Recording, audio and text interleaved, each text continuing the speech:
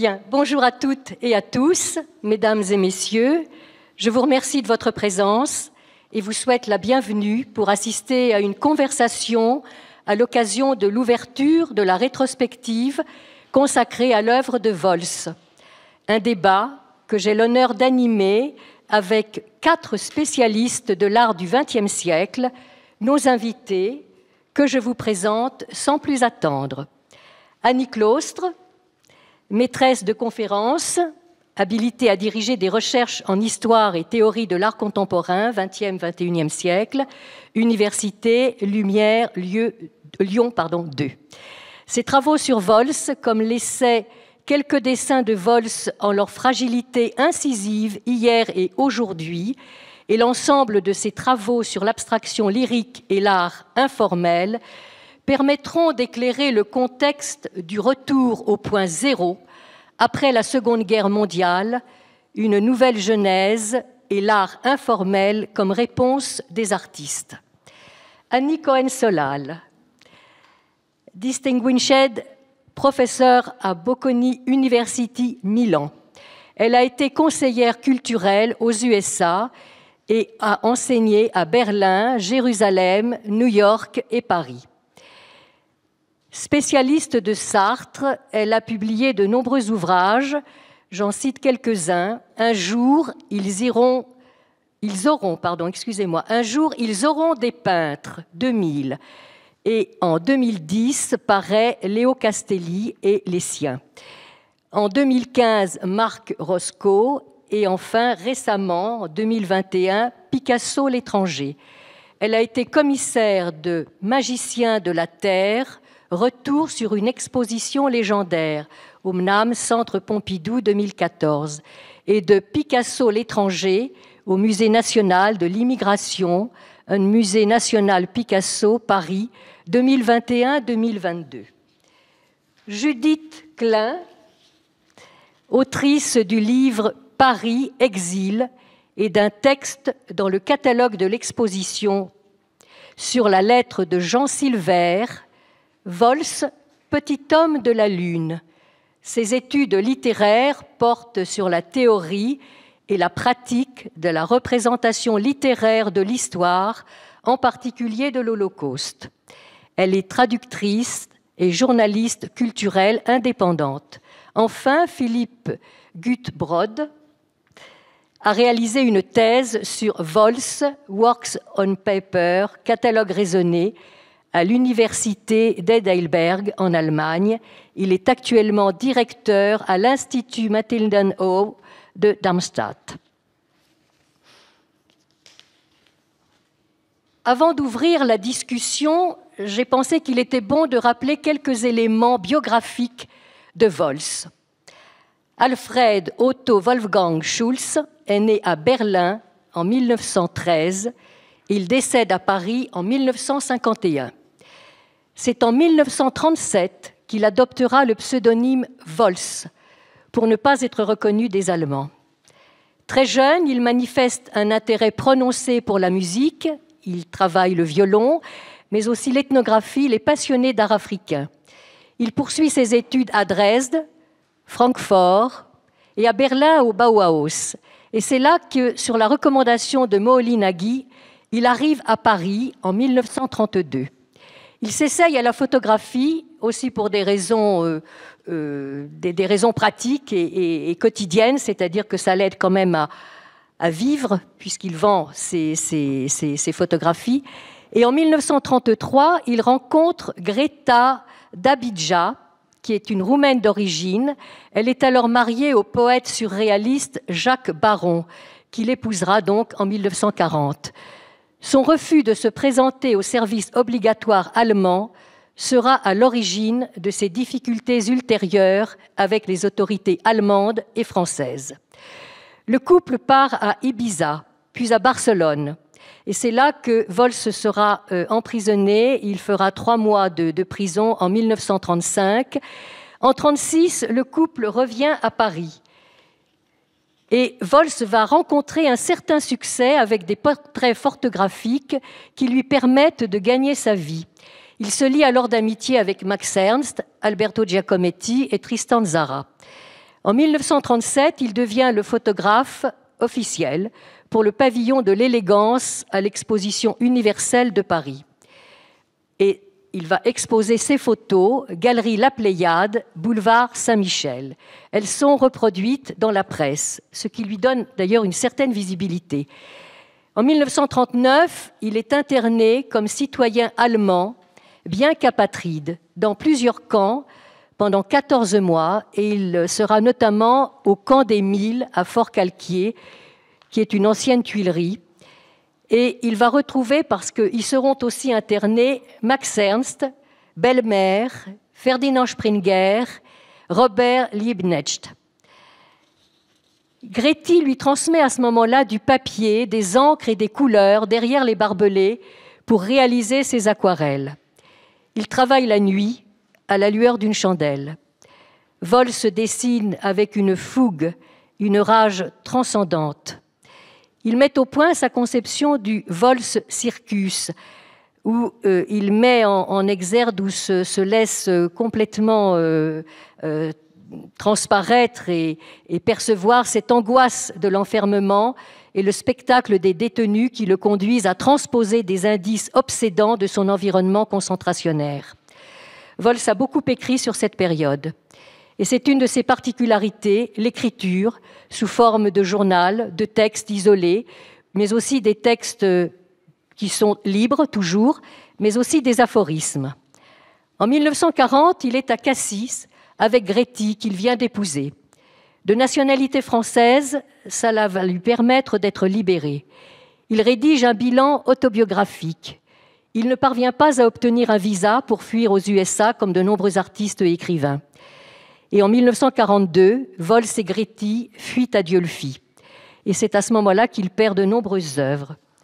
Il rencontre Henri-Pierre Rocher, qui lui achètera ultérieurement une 50aine d'aquarelles et de dessins. Cet écrivain devient aussi son mécène, et c'est lui qui le présentera à René Drouin, qui présentera une exposition en 1945. Mais nous sommes toujours en 1942. Vols s'expose à la galerie Betty Parsons, à New York. Alors ces lectures qui peuvent donner aussi une indication, une orientation peut-être plus littéraire d'interprétation de ses œuvres, c'est Edgar Poe, c'est Artaud, c'est Sartre, Lautréamont, Faulkner et Lao Tse. En 1944, c'est une année où il peint essentiellement des huiles sur toile. En 1945, Vols et Gréty sont à nouveau à Paris. Et là, c'est la première exposition à la galerie René Drouin, place Vendôme, des aquarelles et des dessins. Et ce témoignage de Drouin sur ce travail, Drouin en a fait un compte-rendu dans des écrits ultérieurs. En 1947, Vols peint une 40aine de tableaux exposés chez Drouin toujours.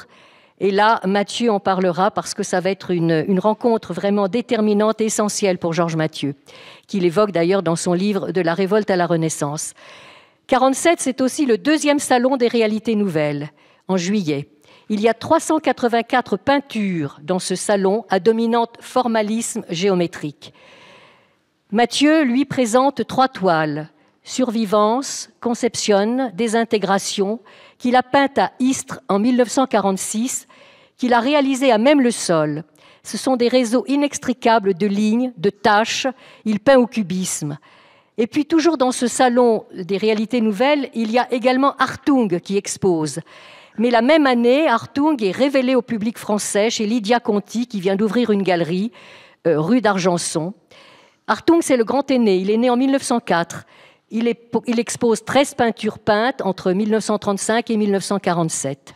C'est une véritable révélation.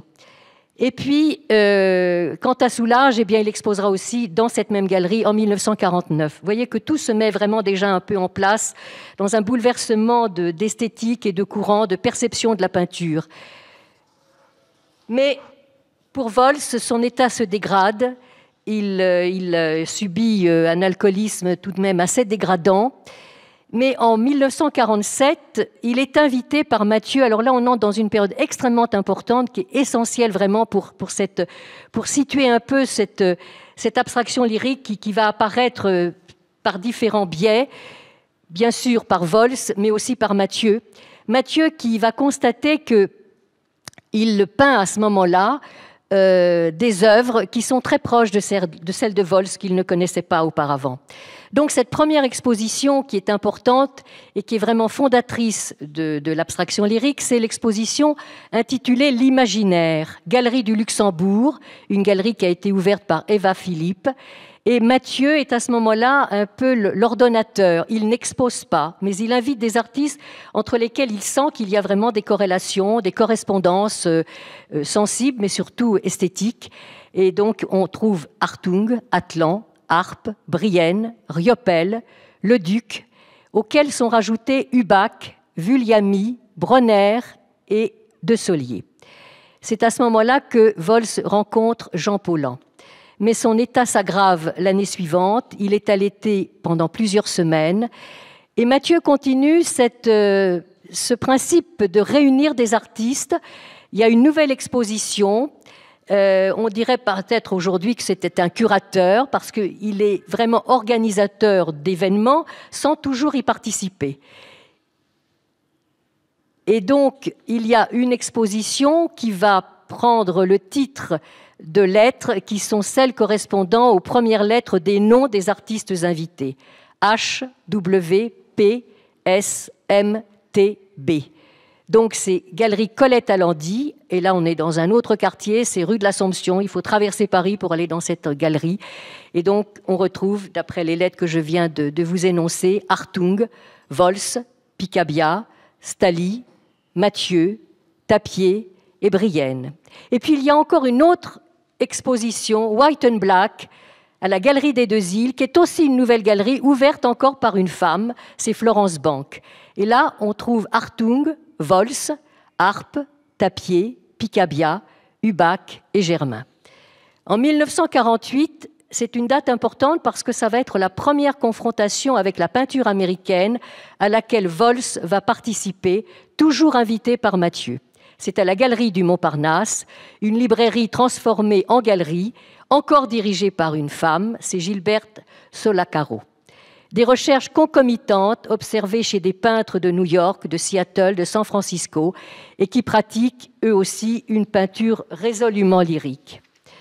Sont réunis avec Vols, Mathieu, Brienne, Hartung, Picabia, Pollock, de Koning, Tobey, dont les noms sont inconnus, mais aussi Reinhardt, Gorky, Rothko, Russell et Sauer. Et puis, Vols s'attache aussi à des textes littéraires. Il illustre des textes de Brienne, de Paulhan, de Sartre, de Kafka, de Lambricht, Artaud, avec des pointes sèches. En 1949, il contracte un accord avec Pierre Loeb. Il expose aussi Galerie del Milione à Milan et à la Perspective Galerie de New York. En 1951, son état se détériore, cure de désintoxication. La galerie Nina Dosset, qui est ouverte en 1948, rue du Dragon, présente Véhémence confrontée. Encore une exposition sous l'autorité de Mathieu qui réalise une affiche manifeste. On y retrouve Vols toujours, accompagné de Brienne, de Capogrossi, de Koning, Hartung, Pollock, Riopel, Russell, Vols, toujours bien sûr, et Mathieu. Vols et Gréty s'installent à Champigny-sur-Marne fin juillet. Vols contracte une ptimaïne empoisonnante. Il meurt le 1er septembre à Paris, à l'hôtel Montalembert. Voilà, j'ai terminé cet exposé peut-être un peu long, mais qui permettait de reprendre la mesure, la dimension de ce peintre assez particulier, assez singulier, à la fois une figure expiatrice, un peintre maudit, peut-être un chef de file de l'abstraction lyrique à Paris, en Europe. Sartre a vu en lui l'illustration de l'existentialisme, quelqu'un qui consomme sa vie en recherche de sa propre identité. C'est un catalyseur, en tous les cas, d'une non-figuration lyrique, explosive, antigéométrique, informelle, comme l'a écrit Michel Tapier. Et maintenant, je vais faire intervenir nos invités. Et puis, je pense que c'est monsieur Philippe, pardonnez-moi, je n'ai pas votre nom encore suffisamment familier, Philippe Gutt-Brott, qui va nous parler donc de son travail, de ses recherches et de la réalisation de ce catalogue raisonné des œuvres sur papier, des aquarelles de Vols. Voilà. Merci beaucoup. Mesdames et messieurs, il n'y a pas de ville aussi étroitement liée à Vols que Paris. C'est ici que l'enfant prodige Wolfgang Schulze, né à Berlin et grandi à Dresde, est devenu Vols, qui a suscité l'art informel et ouvert la voie à l'abstraction gestuelle en Europe. À ce jour, l'idée que Vols était un artiste pauvre et sans succès, accablé par 14 mois d'internement, de maladie, de persécution et de pauvreté, est répandue dans la réception de l'art de Vols. Cependant, ce n'est qu'un parti vrai, car en plus de tous les coups du sort, il a également pu exposer avec succès à l'international dans des importantes galeries et pu vendre plusieurs œuvres. Le parcours du jeune violoniste talentueux Wolfgang Schulze est atypique. En tant que fils du chef influent de la chancellerie l'État de Dresde, le docteur Alfred Schulze, Wolfgang avait des liens personnels avec l'art d'avant-garde allemand et avec le directeur musical général du Semperoper, Fritz Busch, avec qui Wolfgang faisait également de la musique. Wolfgang aurait facilement pu faire carrière comme musicien. Busch voulait même le placer comme violon solo à l'orchestre de Cologne. Cependant, Wolfgang a rejeté cela avec les mots « Je ne veux pas devenir un officiel de la musique ». Nous savons par les nombreuses photos qui le montrent avec un banjo que Vols a fait de la musique toute sa vie. Peu après sa mort, en 1951, plusieurs banjos sont exposés dans l'exposition mémorielle de la galerie Nina Dossé. Jean Paulhan écrit à Michel Leiris en 1945 « Je crois avoir trouvé un grand peintre, Vols.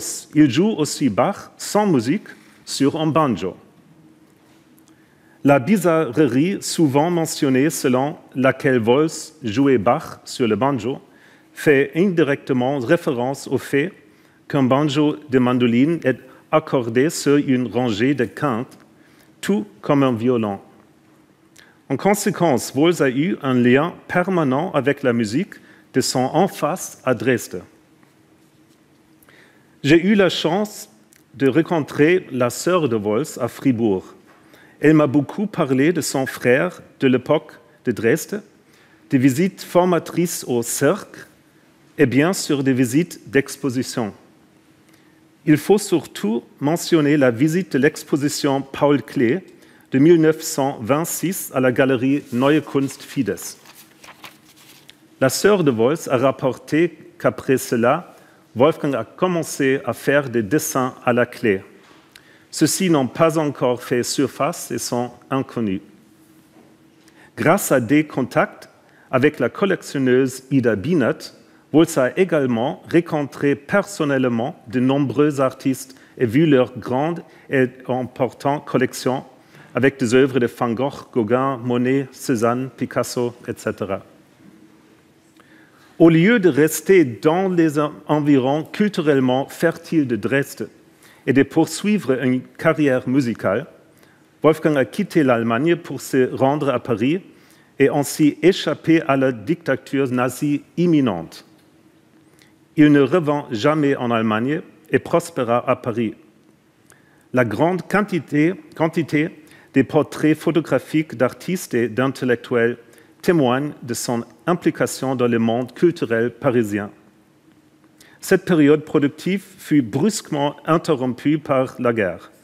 S'ensuit un emprisonnement dans divers camps, dont il est heureusement libéré en 1940 en épuisant Guthrie Vols.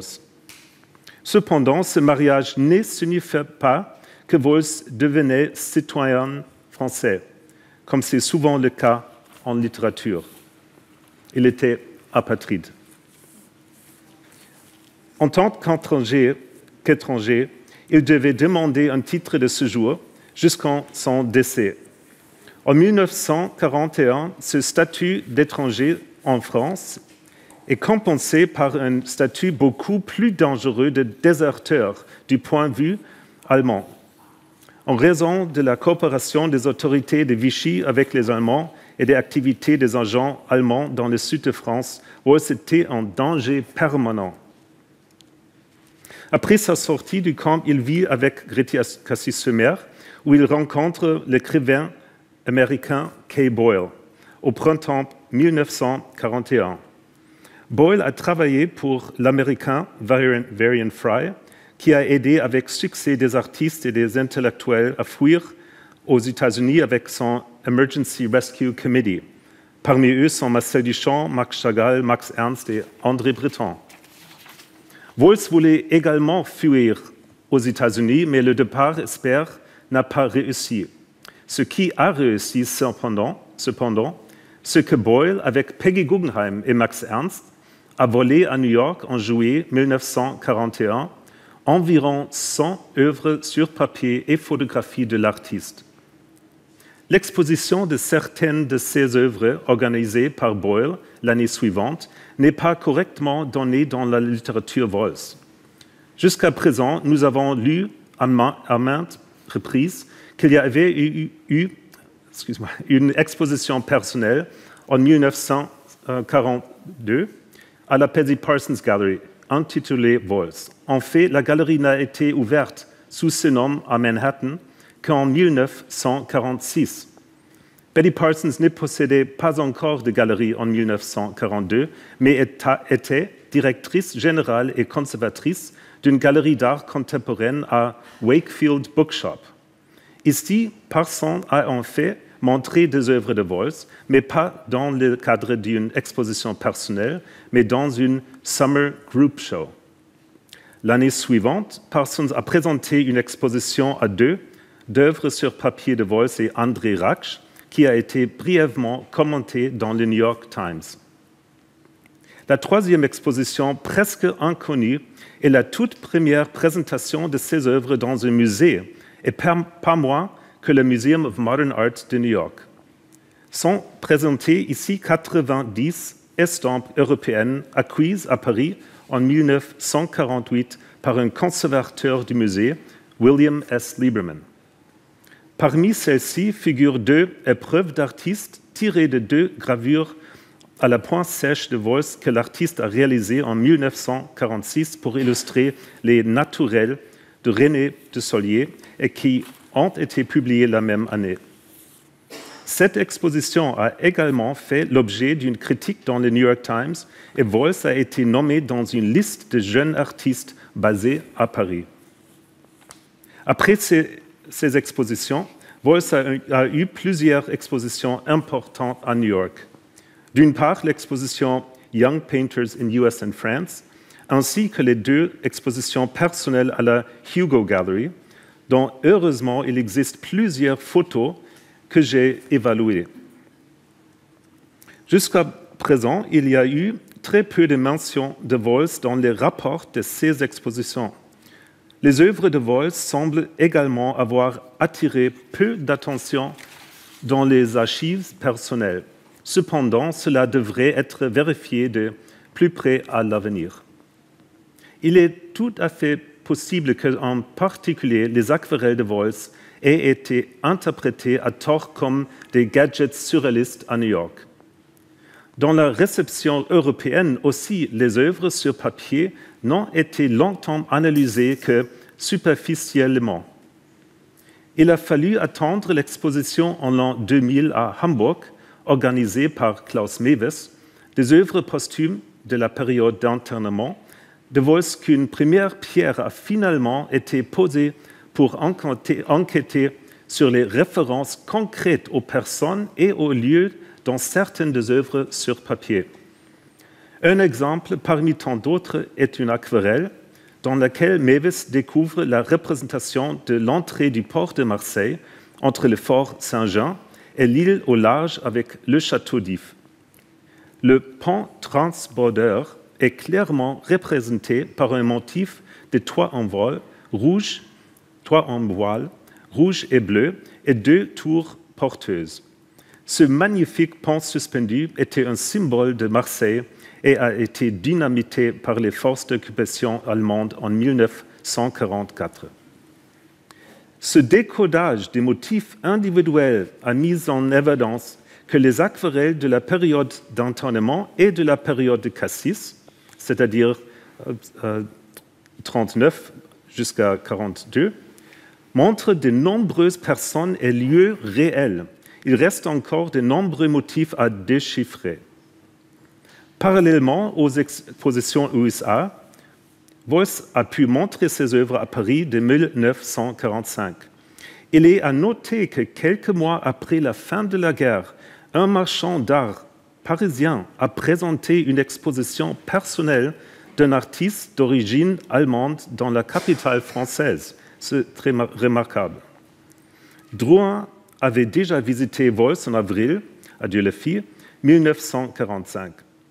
Le contact a été pris par l'écrivain Henri-Pierre Rocher, connu pour son livre « Jules et Jim ». Courant 1945, Drouin achète 50 aquarelles pour un total de 100 000 francs qu'il expose ensuite dans sa galerie. Dans l'édition de l'hebdomadaire Art du 28 décembre 1945, l'exposition Vols est la première à être évoquée en page 2 sous la rubrique « Les expositions ». Citation. « Nouveau visionnaire qui apparaît au ciel de songe, Vols nous fait en quelques petits carrés de papier précieusement présentés la confidence confuse et précise à la fois de son univers mystérieux. » Fin de citation. Diverses critiques de l'époque montrent clairement que le langue de conception de Vols est nouveau. Dans le catalogue de l'exposition de peintres de 1947, le critique d'art parisien René Gouy parle de la véhémence de Vols, une caractérisation qui trouvera plus tard sa place dans le titre de l'exposition clé d'Informel, Véhémence confrontée, en mars 1951 à la galerie Nina Dossé. Contrairement à la légende de l'artiste incompris, la période qui suit immédiatement l'exposition d'aquarelles à Drouin est très fructueuse pour Vols. En plus de quelques ventes à des collectionneurs privés, les œuvres de Vols ont déjà trouvé leur place dans les collections publiques.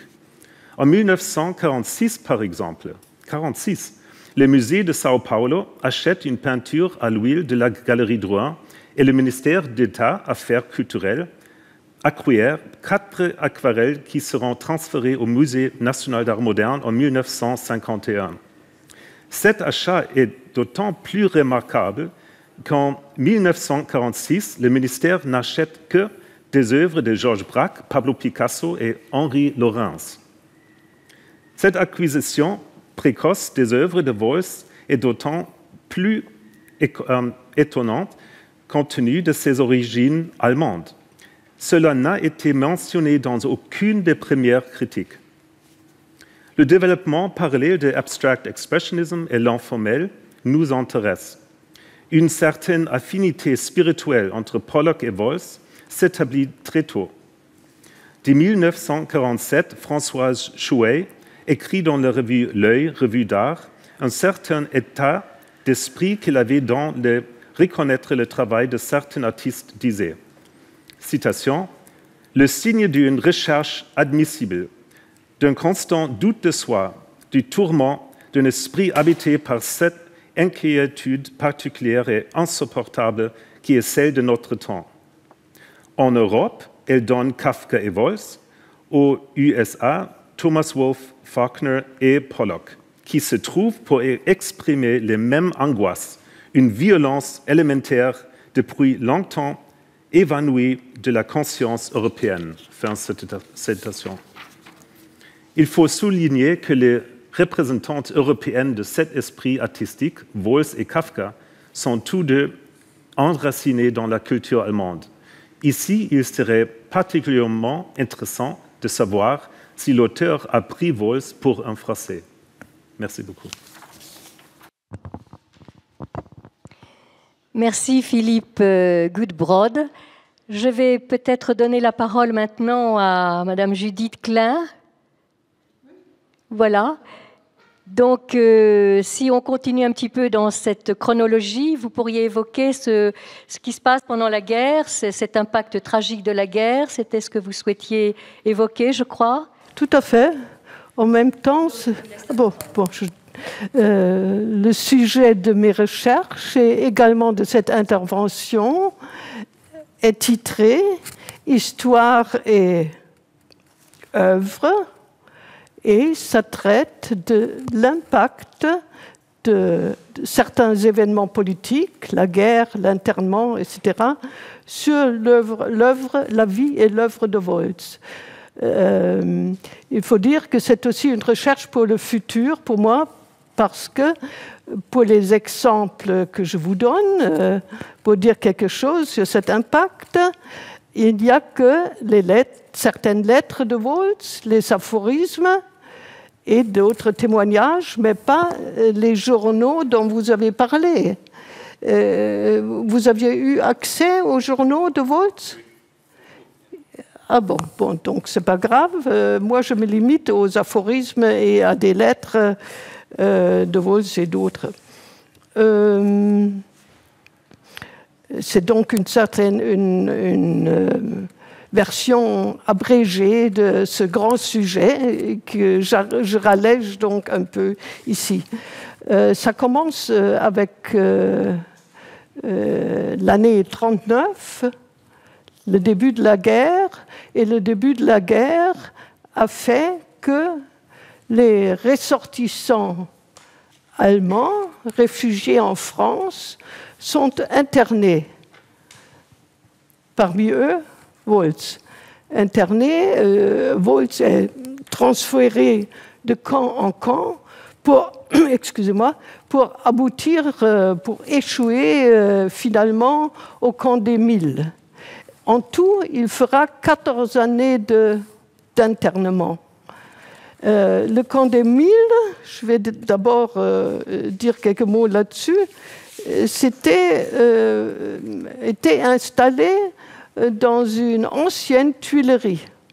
Ce qui gênait beaucoup les internés, qui étaient à peu près 3000 à l'apogée du fonctionnement de ce camp, c'était la poussière des tuiles qui restaient encore dans le camp. Alors cette poussière était horrible, entrait jusqu'aux pores de la peau, et surtout, l'hygiène et aussi la nourriture étaient vraiment misérables. Mais il faut mettre l'accent sur le fait que les gardiens des soldats, les chefs du camp, les dirigeants, avaient témoigné de beaucoup d'empathie à l'égard des internés. Et surtout, ils favorisaient leurs aspirations à l'épanouissement d'une vie culturelle dans le camp. Ce qui fait qu'il y avait dans le camp, par exemple, des cours de philo, de langue, ateliers artistiques, ateliers artisanaux, conférences, représentations théâtrales, etc. Je ne vais pas m'attarder sur les peintures murales du camp qui sont aujourd'hui restaurées, et Woltz, de toute façon, n'a pas participé à ces peintures. Cependant, il ne cesse de dessiner, les matériaux nécessaires pour dessiner lui étant procurés par sa future femme, Gréty. Je viens maintenant au poème. Je dis poème, on pourrait dire aussi un long aphorisme que Woltz a créé sur son séjour au camp. C'est trop dire sur séjour au camp parce qu'il effleure juste son séjour à lui. Il est très discret sur ses souffrances. Il n'en parle presque pas. D'ailleurs, je veux ajouter la date exacte de la création, de l'élaboration de ce poème n'est pas connu, mais je suppose la tonalité et certains mots suggèrent qu'il a été conçu après la sortie de Waltz du camp, fin 1940. De toute façon, moi j'ai pensé, peut-être je me trompe parce que je ne connais pas les journaux, je pensais que c'était un des témoignages uniques de Waltz sur son séjour au camp. Juste pour que tout le monde comprenne, en fait, la notion de journaux a été mal comprise. En fait, c'est des notices qui ont été marquées sur des bouts de papier. Mais ce n'était aucunement des journaux presse. Non, c'était pas ça qui était compris. C'était le journal intime, en fait, qui donne une vue. Voilà. Bon, je continue sur le poème. D'ailleurs, je pourrais lire, ou je vais lire, nous avons le temps de lire les premières lignes. Mais je voulais dire tout de suite, donc, il ne s'attarde pas sur son propre sort, mais il s'attarde sur le sort des Juifs. C'est très intéressant. Il ne parle pas de lui-même, il parle des Juifs. Cette communauté de sorts est constituée d'individus. Chaque individu diffère l'un de l'autre. Il dit même souvent très bête, souvent superbe, comme chez tout le monde sur Terre. Puis il évoque en plus la diversité des individus en énumérant leurs activités professionnelles multiples. Et en plus, il est imbu d'empathie et de compréhension à l'égard des Juifs. Il leur consacre en quelque sorte cet aphorisme. Alors, il a, comme tout le monde sait peut-être depuis, il a caressé le projet de publier un petit bouquin, un petit livre. Et ce petit livre, ça revient tout le temps, et je crois même que vous le voyez dans l'expo. C'est ça ? Je crois que c'est bien ça. Le petit livre noir est exposé ici, n'est-ce pas? L'original. C'est vraiment fameux, c'est vraiment touchant de le voir, l'original, évidemment. Et ce livre rassemble très brièvement des aphorismes de la propre plume de Waltz, quelques reproductions de ses œuvres, des textes de sagesse de plusieurs traditions, Bible et surtout extrême-orientales, et aussi des citations d'auteurs, de Nietzsche à Sartre. Donc ça, il a conçu ce projet là dans la solitude. D'ailleurs, toutes ces lettres se trouvent dans les archives de Waltz qui sont conservées à Cologne, dans la galerie Kastengreve de Cologne. Et vraiment, c'était pour moi une merveille de découvrir toutes ces lettres. Alors, encore brièvement, ce projet du petit livre noir, ce qu'il écrit là-dessus à son grand ami Jean Silver, qui également était déjà à Paris et qui l'a beaucoup aidé à réaliser pas beaucoup plus tard, en 1947, ce petit livre. Alors, il écrit à son ami Jean Silver en octobre 1944, d'ailleurs après la Libération, qu'un tel livre apportera, citation de Waltz, pour moi et les autres, une petite justification de mon emploi de temps, un petit souvenir sentimental d'une époque qui a passé quand même. Alors pour moi, c'est un peu révélateur de la pensée de Waltz. Il a un peu même, je sens des relents existentialistes, cette idée de se justifier de son emploi du temps, etc. Et aussi son attachement aux souvenirs. Tout le monde sait, qui a vu les petits cartons d'invitation, qu'il y avait pour Wolz un passage entre les aquarelles, etc., et puis la peinture sur toile, peinture à l'huile sur toile, que vous voyez ici. Là, vous voyez les aquarelles, ici les peintures sur toile, et ce passage, on a cherché des explications pour ce passage. Peut-être tout le monde ici peut donner des explications de ce passage. Je ne vais pas maintenant résumer ce qu'on a dit sur Drouin, qui lui a apporté les matériaux et tout ça.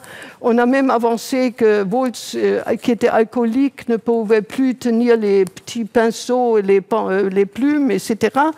Ma question, est-ce qu'on ne pourrait pas penser que ce passage a à voir avec les expériences de l'internement, avec l'expérience des autres, notamment les Juifs, l'expérience de l'Holocauste, qui le faisait penser qu'on ne pouvait plus continuer comme ça, avec le figuratif justement, parce que tout ce qu'on avait vécu pendant la guerre, l'Holocauste et toutes les autres erreurs, qu'on ne pouvait plus continuer comme ça, qu'il fallait rompre avec ça, parce que tout cela n'était pas représentable.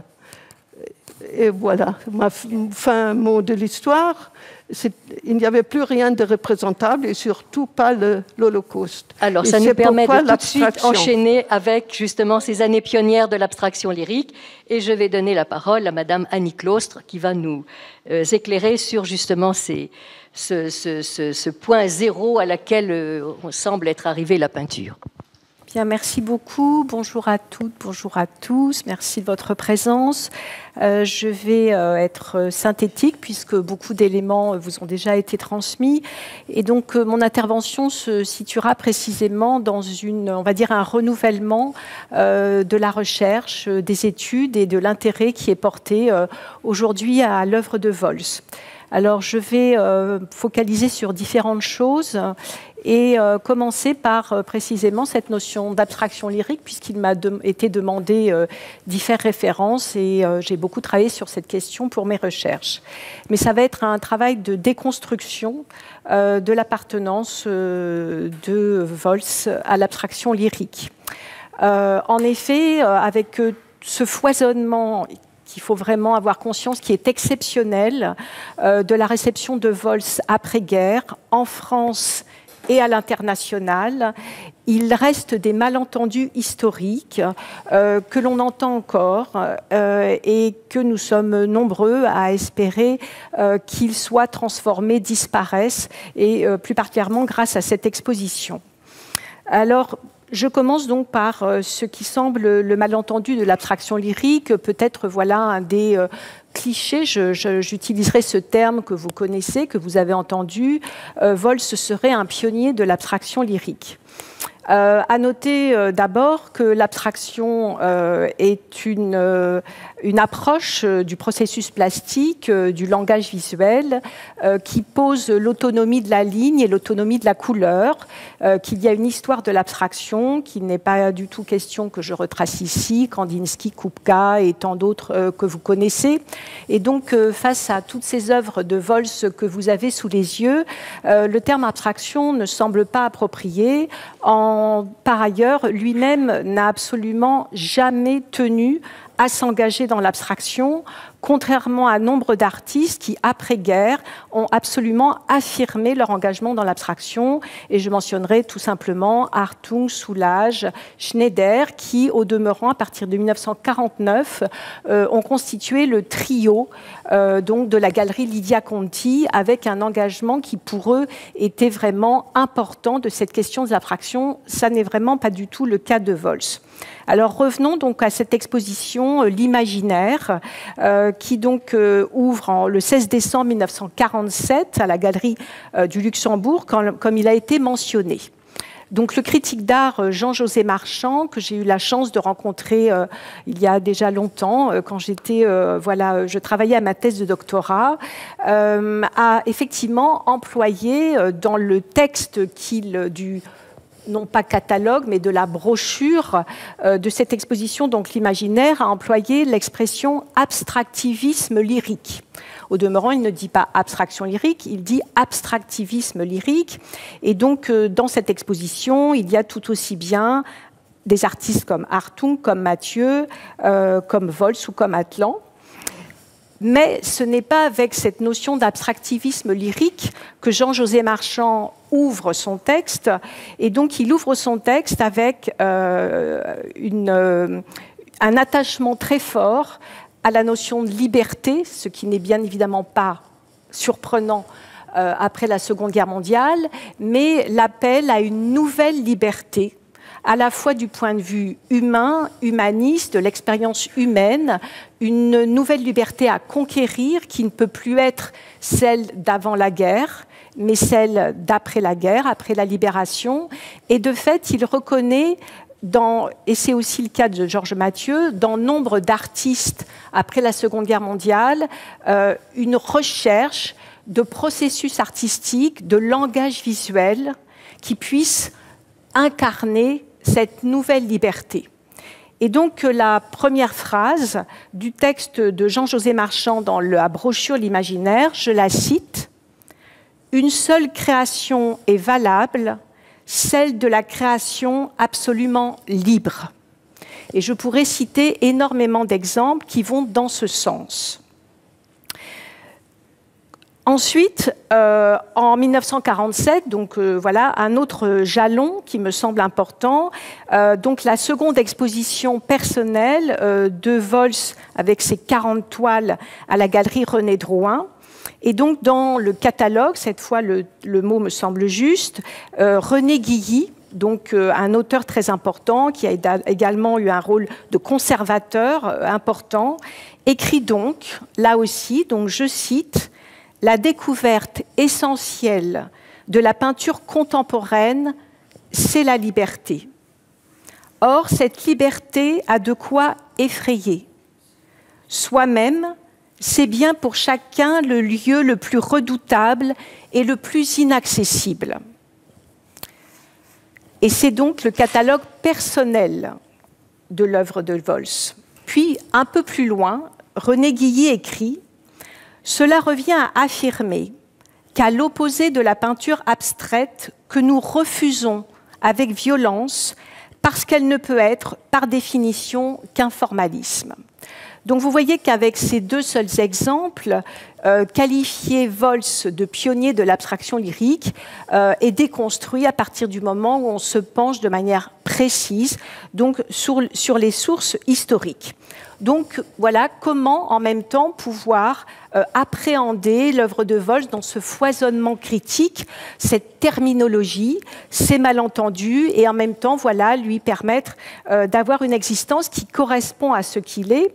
Et comme vous le savez, en termes de personnalité, Vols c'est quelqu'un qui a un attachement à une solitude aiguë. C'est quelqu'un qui ne s'inscrit pas dans des normes sociétales. C'est quelqu'un qui, bien davantage, je vais employer déjà le mot, se met dans les marges. Voilà, qui est toujours dans les marges, et un espace qui lui correspond bien. Et me semble-t-il qu'il a su toujours maintenir au-delà de rapprochements, voilà, qu'il ne validait aucunement, mais il acceptait bien sûr, et on le comprend, que ses œuvres soient présentes dans ces expositions historiques. Et donc, un petit peu plus tard, voilà, un an plus tard, à la galerie Colette à Lundy, dans cette exposition HWPSMTP, dont nous avons déjà parlé, Vols est présent, Mathieu se rapproche de Michel Tapier. Ils se rapprochent, ils vont faire front commun pour défendre également cette nouvelle liberté artistique et surtout défendre des individualités contre la notion de mouvement artistique. Donc Vols est dans cette exposition et c'est dans le cadre de cette exposition que Michel Tapier va employer pour une des premières fois le terme informe sur lequel il va revenir. Qui plus est, donc Michel Tapier, qui a un rôle bien sûr extrêmement important après-guerre, a été également proche par la galerie René Drouin de Dubuffet. Vous savez que Dubuffet donc, a créé le foyer de l'art brut en 1947 et Tapier avait écrit un texte important dans l'exposition de Dubuffet. Donc, comme vous l'aurez compris, l'approche de Michel Tapier me semble bien davantage correspondre aux enjeux de l'œuvre de Vols, mais également à sa personnalité et la manière dont voilà, il refuse toute appartenance à des mouvements et également à des normes. En fait, le terme informel va être utilisé par Michel Tapier en juillet 1948 dans le cadre de l'exposition White and Black. Et Mathieu et Tapier vont commencer à avoir des différends, puisque Mathieu ne va pas souscrire nécessairement donc, à cet usage du terme informel, qui est là, donc, je cite, pour exprimer l'importance d'un tempérament, d'une individualité. Et je cite Tapier quand il va caractériser donc un art informel. Tapier donc aborde, je cite, le domaine indéfini de l'informel. Donc c'est plutôt aller vers des indéfinitions qui importent dans cette défense de Michel Tapier, qui a toujours, par ailleurs, défendu l'œuvre de Vols. C'est donc dans le cadre de l'exposition Véhémence confrontée, qui rapproche à la fois, on en a parlé, des artistes donc, américains et des artistes européens, en mars 1951, donc ouverture en mars 1951 à la galerie Nina Dossé, que Tapier va donc vraiment revendiquer sa défense donc d'un art informel, puis créer l'exposition Signifiant de l'informel en novembre 1951 au studio Facchetti. Donc Vols est exilé d'une histoire de l'art des mouvements. Il n'y a pas de mouvement spécifique auquel il puisse être attaché. Si vous avez aussi entendu parler du fait que l'œuvre de Vols relève du tachisme, il faut savoir que le tachisme est défendu par Charles Estienne à partir de mars 1954, après le décès de Vols, et que Vols n'a absolument rien à voir avec cette émergence de la question du tachisme. Et qui plus est, Charles Estienne et Tapier sont rivaux, sont des critiques d'art rivaux très rapidement sur la scène artistique. Donc il y a voilà, des camps, des appartenances différentes. Vols a été pris dans ses courants, ses appartenances, ses rivalités. Et aujourd'hui, voilà, la restitution permet de le rapprocher davantage donc, de cette notion d'informel, mais surtout d'un art autre, d'un art de la différence, de l'individualité, avec cette puissance de l'individualité qui caractérise l'œuvre de Vols. Alors, par rapport à cette notion de point zéro qu'il m'a été également demandé d'évoquer, je développerai voilà, une autre notion par rapport à la question de l'exil qui relève davantage du traumatisme psychique. Au moment de son enfermement donc, dans le camp, Vols subit bien évidemment un traumatisme violent, brutal, avec une confrontation avec une réalité atroce. Et la confrontation à un tel traumatisme engendre une déflagration psychique pour celui qui le subit. Et on emploie souvent, en termes psychiatriques, l'expression « exilé du réel ». Quelqu'un qui porte un syndrome post-traumatique et voilà, est rejeté d'un réel du quotidien, un réel des normes. Donc il y a un exil également du réel, et c'est au demeurant ce qui se traduit également dans de nombreuses œuvres donc, de Vols. Donc cette quête de la liberté s'appuie sur, est-ce qu'il faut le qualifier d'un retour zéro, certainement pas d'un repartir à zéro, mais en tout cas d'un foyer traumatique qui déjà était présent dans l'hypersensibilité de Vols et qui évidemment est exacerbé de manière majeure et qui de fait que d'autant plus après la Seconde Guerre mondiale, cette solitude à laquelle il tient plus que tout, qui n'empêche pas bien sûr des amitiés, mais l'exil également de cette histoire de l'art des mouvements et au niveau psychique, donc créer un exil particulier, spécifique, donc qui accentue cette solitude, cet isolement et également cette indétermination. Donc la particularité de Vols, c'est d'être irréductible à une histoire, comment dire, d'un formatage historique et également voilà, irréductible à toute appartenance. Donc son œuvre, après la Seconde Guerre mondiale, s'appuie sur ses dessins donc, faits qui ont été évoqués sur des papiers voilà, extrêmement modestes. Rappelez également que l'œuvre de Vols est une œuvre de la pauvreté, une pauvreté des moyens employés. Ça, c'est également important. C'était un artiste voilà, qui n'a jamais souhaité, je dirais, aller vers une richesse, aller vers un succès d'ego. Donc c'est quelque chose d'important. C'est aussi lié bien sûr à son intérêt pour la pensée de Lao Tzu. Et donc de fait, voilà, c'est également une œuvre de la pauvreté. Ça reste après la Seconde Guerre mondiale. Donc après la Seconde Guerre mondiale, il y a donc la reprise de ces dessins qui ont été faits au moment de l'enfermement. Et donc il y a un point zéro, mais qui n'est pas bien sûr un point zéro radical, mais qui est quand même important de le souligner. Donc pour l'ensemble de ces raisons, je vois donc dans Vols, et pas seulement bien sûr dans Vols, mais voilà plus particulièrement dans Vols, une œuvre qui témoigne de cette liberté nouvelle avec son langage visuel incisif. Donc j'ai voilà, écrit un texte où je mentionne une fragilité incisive, mais aussi des iridescences, des stridences. C'est une œuvre très aiguisée, ciselée, ce qui n'empêche pas des chatoiements.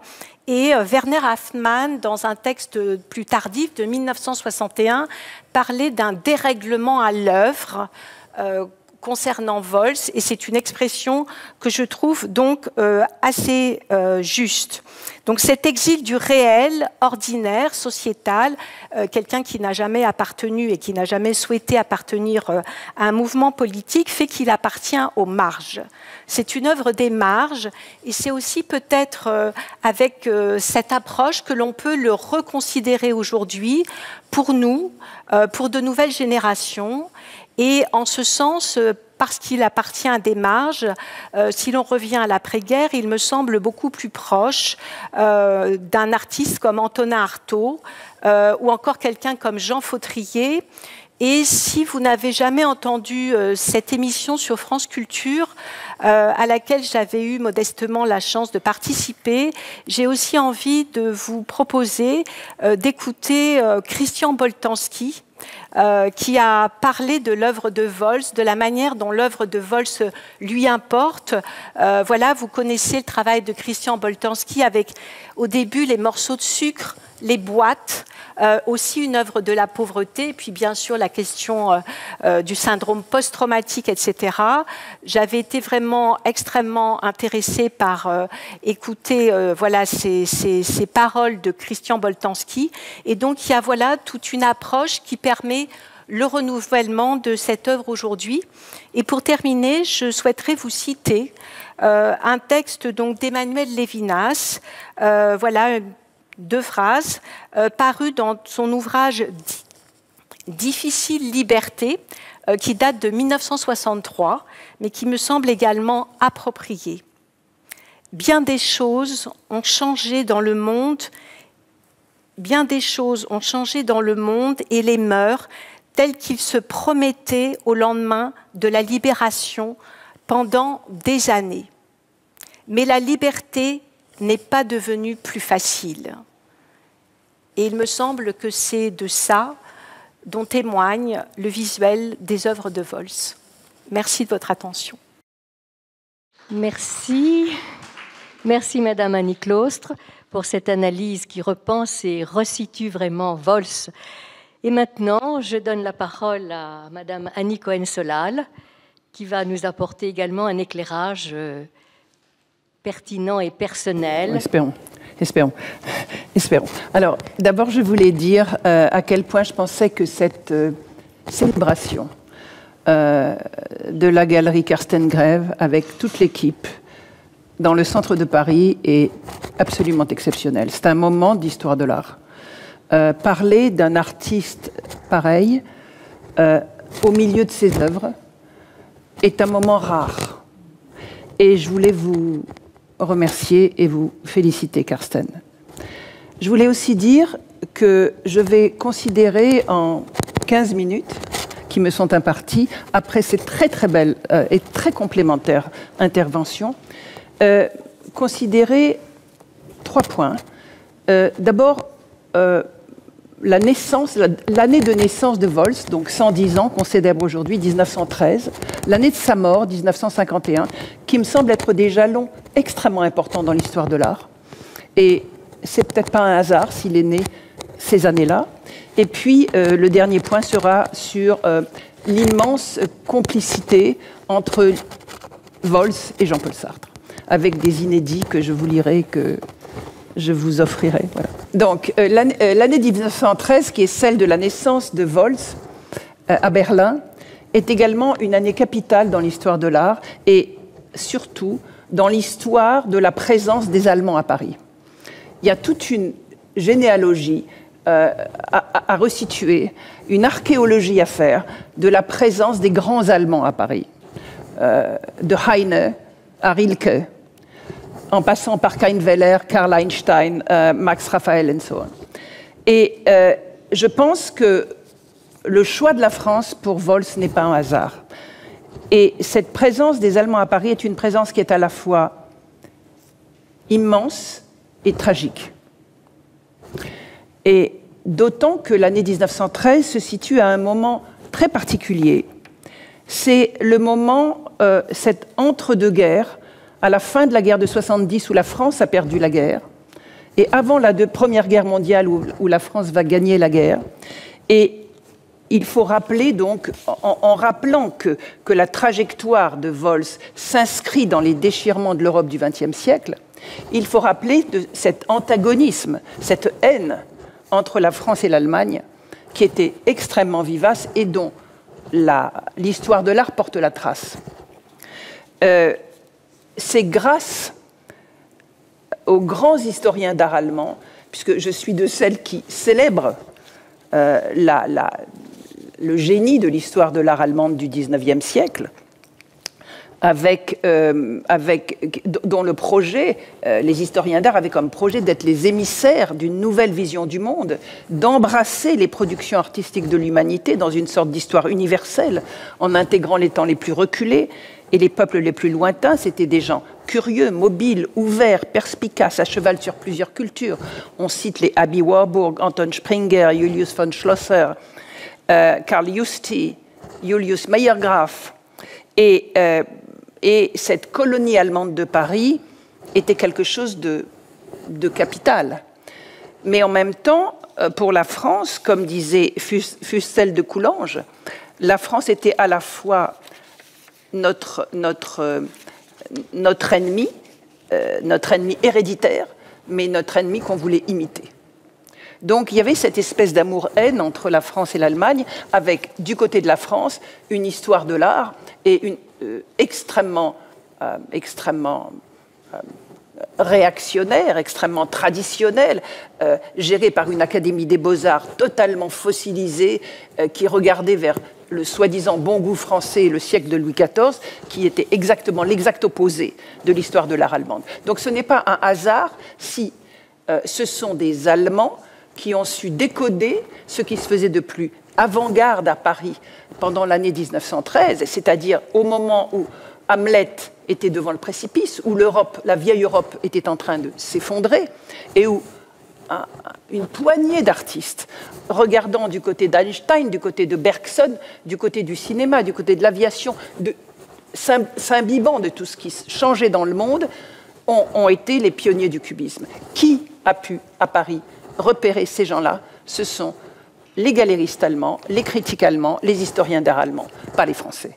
Et ce décodage du cubisme par les héritiers de l'histoire de l'art allemande, avec les grands collectionneurs qui venaient à Paris, Vinzenz Kramar, qui a été éduqué à Vienne, qui venait de Prague, et puis toutes les galeries satellites de Kainweiler, qui était Tannhauser, qui était... tous les autres, enfin bon, et qui ont fondé cette enclave parisienne et cette espèce de petit monde de la rue Vignon, qui était une galerie minuscule de 22 mètres carrés, dans laquelle Kainweiler a pu exporter le cubisme dans toute l'Europe de l'Est, sauf en France. Voilà. Donc, quelque chose d'important dans cette tradition du voyage en France pour les intellectuels allemands, et Dieu sait que Vols est un héritier, c'est un surdoué, c'est un fils de famille, c'est un musicien, c'est un littéraire, il a tous les talents, et ce fils de famille va choisir la voie de Paris, comme disait Franz Hessel, seul Paris était notre pays. C'est étrange et difficile à expliquer. Paris était devenu un destin, une nécessité. Étranger, je vivais en marge de la vie et j'aimais cette ville. Bien. Donc,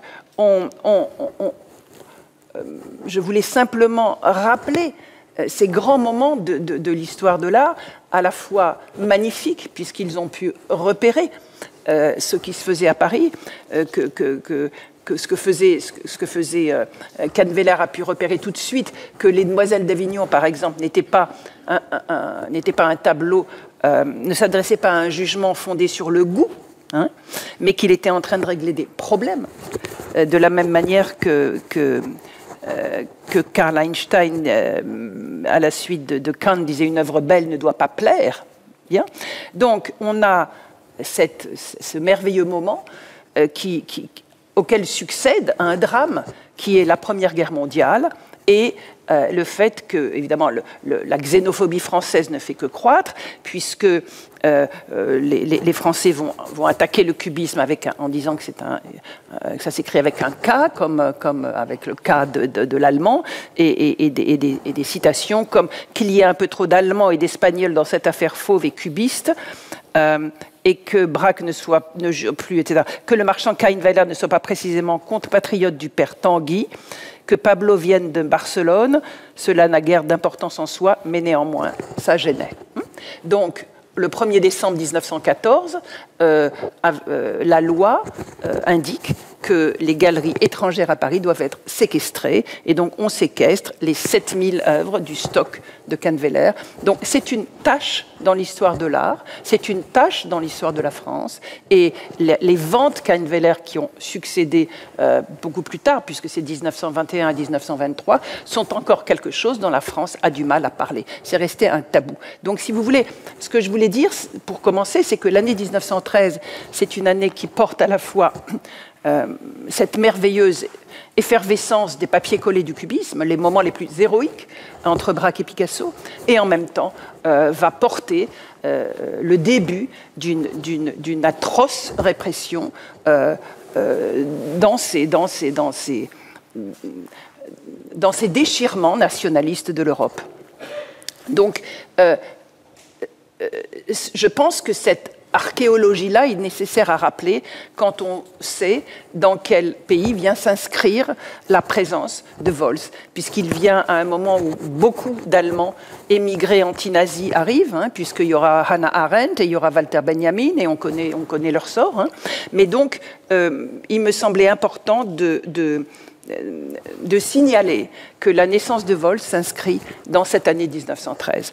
La mort de Vols, par contre, elle s'inscrit, c'est donc l'année 1951, et c'est l'année dans laquelle on va voir arriver les succès, les expositions, les accueils, les ventes, les musées, et en même temps, c'est l'année pendant laquelle des marchands, qui sont des gens aussi comme vous, Karsten, qui voyageaient, puisque ce sont les gens qui voyagent, qui peuvent faire circuler les idées ou circuler les artistes, et quelqu'un comme Léo Castelli, donc lui qui a été chassé d'Europe par les lois raciales en 1941, va construire un nouveau monde aux États-Unis, et les premières choses sont ces expositions qu'il tente de faire chez Sidney Janis, Young American Painters in France and European Painters, French and American Painters, et là, il va donc faire des paires, faire des couples assez étonnants. On aura Rothko, on aura Dubuffet, on aura Pollock, etc.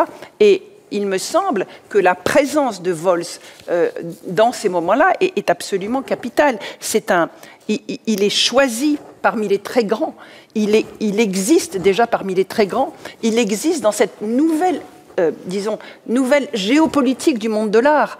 Il est présent, son travail est reconnu, son travail passe l'Atlantique tragiquement par les camps d'Émile, par le camp d'Émile, par le bateau de Max Ernst et Peggy Guggenheim, mais néanmoins, on peut dire que la présence de Vols dans la nouvelle écologie du monde de l'art qui va se créer aux États-Unis, elle est là.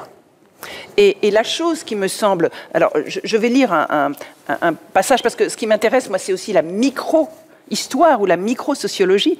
Et c'est le critique belge Michel Sefort qui voit très, très précisément à quel moment les choses basculent.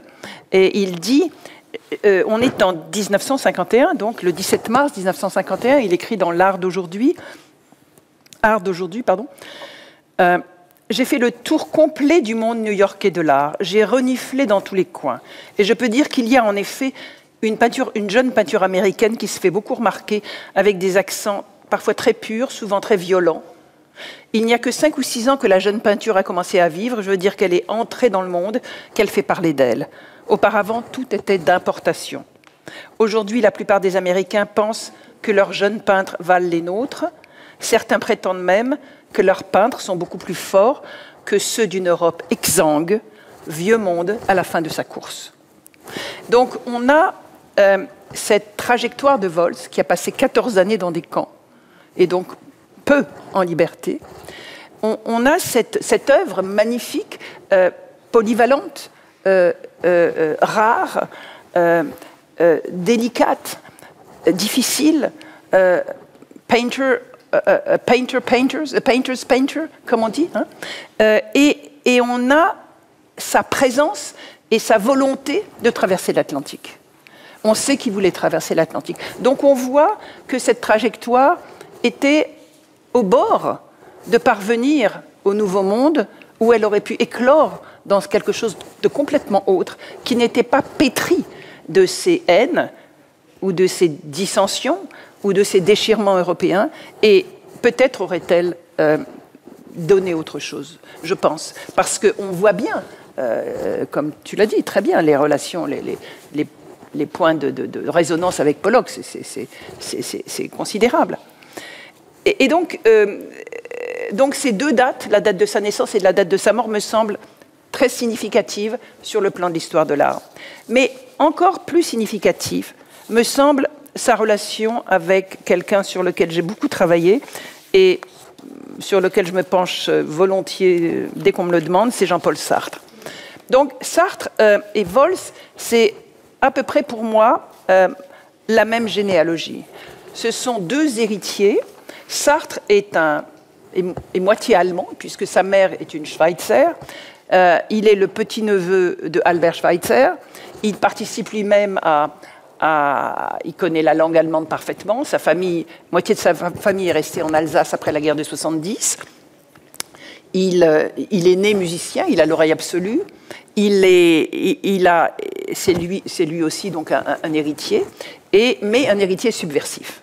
Et ce qui me semble très très intéressant, c'est que la relation entre Vols et Sartre, qui se passe en 1945, est davantage une relation entre le Sartre de 1920 qu'avec le Sartre de 1945. Parce que le Vols que Sartre rencontre, Sartre le connaît, se reconnaît en lui, puisque c'était lui-même, Sartre, en 1920. D'ailleurs, l'œuvre de Sartre que Vols préfère, c'est La Nausée. Et La Nausée, c'est donc une œuvre qui a énormément évolué, puisqu'elle a commencé comme un factum sur la contingence, un factum philosophique, un essai philosophique, qui a été nourri que l'éditeur Gallimard ne voulait pas, qui a été nourri par un séjour d'1 an à Berlin pour étudier la phénoménologie allemande, Husserl et Heidegger. C'est aussi les années 20, c'est le Sartre qui flottait complètement, le Sartre des marges, comme tu dis, le Sartre qui prenait de la mescaline, le Sartre qui se voyait poursuivi par des crabes, le Sartre des flottements, et quelque part, il y a entre Sartre et Vols des connivences multiples, une culture commune, une empathie absolue, et une même sensibilité, dirais-je, au règne du végétal. Hein. On le voit très bien dans les petits dessins, c'est absolument magnifique. Et alors, le texte de Sartre qui s'appelle « Doigt et non-doigt », que Sartre a publié, c'est un texte qui donne des clés absolument fabuleuses pour la trajectoire de Vols. Je cite, « Il avait toutes les raisons de nous en vouloir. Les nazis l'avaient chassé, les phalangistes emprisonnés, expulsés. La République française l'avait interné. Mais il n'en soufflait mot. Il s'asseyait près de moi, ses phrases flottaient sous mes yeux, inertes. Les bouées de sauvetage de ce génie sommeilleux et tragique, tourmenté, continuaient de flotter. Il était hanté par les cloportes et les blattes. Clé, c'est un ange, et Vols, un pauvre diable. L'un crée ou récrée les merveilles de ce monde, l'autre en éprouve la merveilleuse horreur. » Donc on voit les contrastes fulgurants que Sartre applique. Les lumières éclairent un grouillement qui l'inquiète, un univers arachnéen. La supériorité de Vols, c'est que les choses dans ses gouaches sont innommables. Et alors, Sartre va faire une description de Vols que je trouve absolument magnifique. Il le désigne en disant, je vous lis toute la phrase, comme un prince clochard. Généreux sans chaleur, attentif par indifférence, ce prince clochard poursuivait nuit et jour son fructueux suicide. Et alors, cette dénomination de prince clochard m'a énormément intéressée parce que Sartre, avant d'écrire La Nausée, avait écrit un roman, il avait 20 ans, il était à l'école normale supérieure, on était en 1925, il avait écrit aussi un traité pour le cinéma, une œuvre théâtrale, un traité philosophique, enfin, c'était bouleversant. Et dans son roman, qui s'appelait Une défaite, il y avait un passage que j'ai retrouvé, qui est inédit, qui s'appelle « La chevauchée du prince ». Et je vais vous le lire parce que je pense que ça s'applique totalement à Vols. C'était l'histoire d'un prince d'une merveilleuse intelligence et d'une exquise beauté, mais qui, impassible et froid, ne croyait pas à l'âme des hommes. Un jour, le prince cingla son cheval et partit au galop. Il eut alors une horrible pensée. Est-ce que toutes les choses ont une âme ? Il passait le long d'un pré où de longues herbes vertes frissonnaient. Quel était ce frisson qui les parcourait comme une âme ? Quelle vie obscure était en elle ? Un immense dégoût le saisit à cette idée.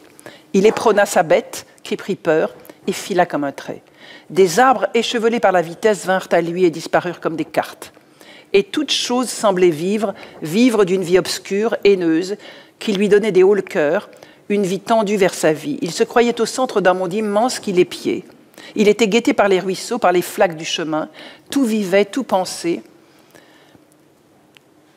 Se maintenant avec peine sur sa selle, le prince regardait ces êtres immenses et obscurs qu'il croyait si bien connaître et qui lui semblaient maintenant de monstrueuses apparitions, les arbres. Il se mit à hurler, mais une branche basse, le heurtant violemment au front, le désarçonna. Son imagination déréglée lui montra un instant la chevauchée qu'il venait d'accomplir, sous l'aspect d'une course infernale, s'achevant dans un engloutissement total, et il tomba sur le sol, assommé. Voilà. Moi, je pense que cet inédit de Sartre, qui précède la nausée et qui rend compte du monde végétal. Du monde végétal, on connaît bien l'observation de la racine de marronnier dans la nausée, etc., rend parfaitement compte de l'œuvre de Vols qu'on peut lire ici.